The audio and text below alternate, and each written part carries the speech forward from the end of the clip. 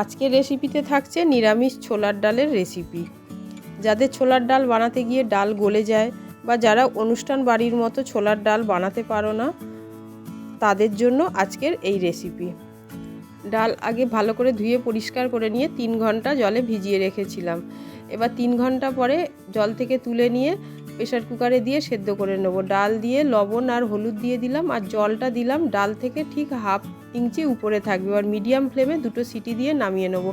একটা বাটিতে হলুদ গুঁড়ো, লঙ্কা গুঁড়ো, জিরে গুঁড়ো, ধনিয়া গুঁড়ো দিয়ে জল দিয়ে ভালো করে গুলে নিয়ে এক সাইডে রেখে দেবো। দেখো 2টো সিটি দেওয়ার পর ডালটাও খুব ভালোভাবে সেদ্ধ হয়ে গেছে। এবার উনুনে কড়া বসিয়ে সর্ষের তেল দিয়ে একটা নারকেলকে কুচি করে রেখেছিলাম, সেটা লাল লাল করে ভেজে তুলে রাখলাম। ওই কড়াতেই আর একটু তেল দিয়ে দিলাম, দিয়ে 2টো শুকনো লঙ্কা আগে একটু ভেজে নিলাম। এবার গোটা গরম মশলা ফোড়ন দিয়ে দিলাম, আর 1 চামচ গোটা জিরে দিয়ে দিলাম, দিয়ে ভালো করে ভেজে নিলাম। এই ভাজার সময় গ্যাসের ফ্লেম একদম লোতে রেখেছি। এবার 1.5 চামচ আদা দিয়ে দিলাম। এখানে আদাটা একদম মিহি পেস্ট করিনি, একটু গোটা গোটা রেখে দিয়েছি। আদা একটু ভাজা হয়ে গেলে একটা গোটা টমেটোকে কুচি করে এর মধ্যে দিয়ে দিলাম, দিয়ে একটু ভেজে নিয়ে এবার যে মশলাগুলো ভিজিয়ে রেখেছিলাম সেইগুলো এর মধ্যে দিয়ে দিলাম, দিয়ে মশলা মিডিয়াম ফ্লেমে ভালো করে কষে নিয়ে সেদ্ধ ডালটা দিয়ে দিলাম, দিয়ে খুব ভালো করে মশলার সাথে ডালটা মিশিয়ে দিলাম।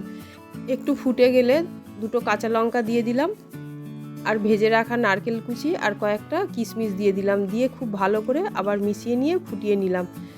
ফুটে গেলে চিনি দিয়ে দেবো, চিনিটা যে যেরকম মিষ্টি খাবে সেরকম দেবে, দিয়ে ভালো করে মিশিয়ে নিলাম। আবার লবণটা ঠিক আছে কিনা সেটাও দেখে নেবে।